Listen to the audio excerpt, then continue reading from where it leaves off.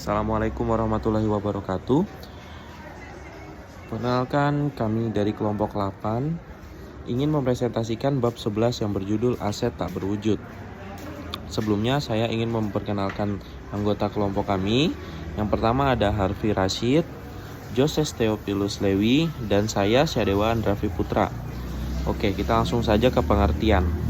Pengertian aset tak berwujud. Aset tak berwujud adalah aset non-moneter yang teridentifikasi tanpa wujud fisik, tetapi membawa manfaat ekonomi masa depan ke perusahaan serta dapat diidentifikasi. Ya, perbedaannya. Ada dua perbedaan, yaitu aset tetap berwujud dan aset tetap tidak berwujud. Apa itu aset tetap berwujud?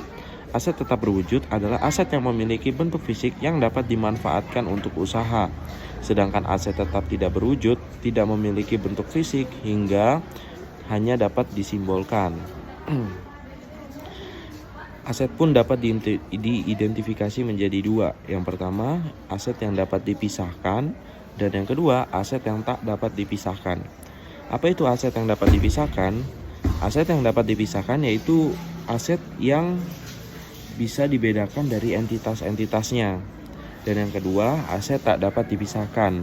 Aset tersebut timbul dari hal kontraktual atau hal hukum lainnya.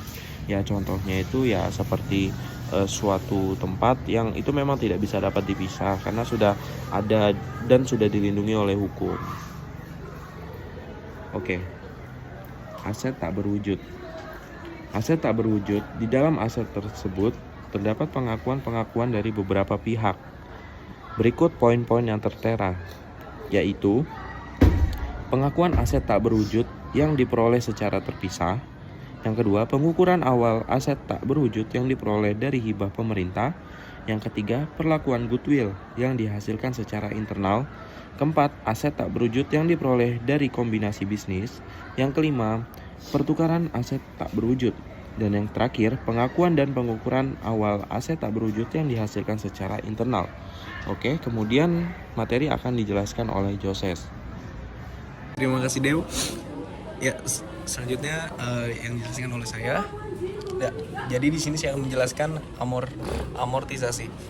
Amortisasi itu ada berupa aset tak berwujud. Ada dua.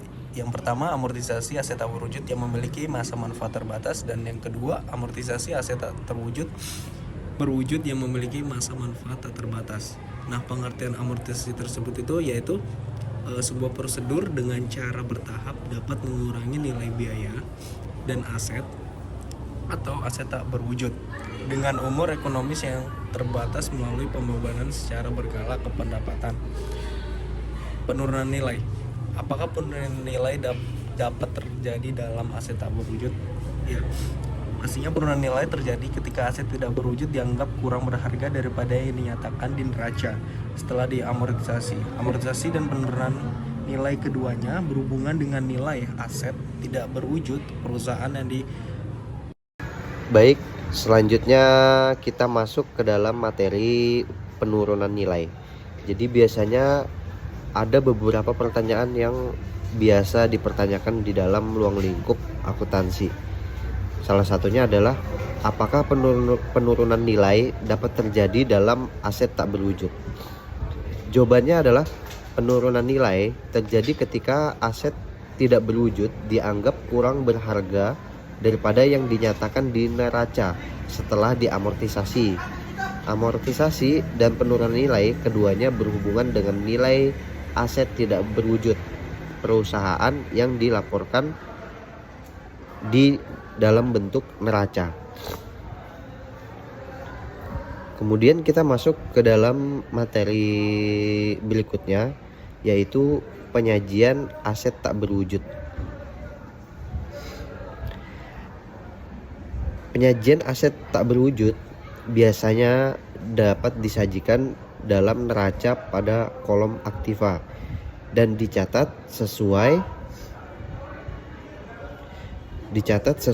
dengan nilai bersih setelah dikurangi oleh akumulasi amortisasi. Jadi dapat dikatakan bahwasannya akuntansi aset tidak berwujud adalah proses pencatatan atau sebuah proses pengakuan, bahkan sebuah proses pengukuran dan pelaporan atas harta tidak berwujud atau harta yang tidak terlihat yang memberikan manfaat.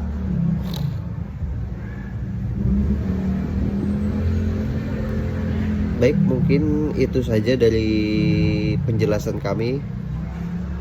Baik, sekian presentasi dari kelompok kami. Mungkin ada kurangnya, kami mohon maaf. Kami akhiri, wabillahi taufiq walhidayah. Wassalamualaikum warahmatullahi wabarakatuh.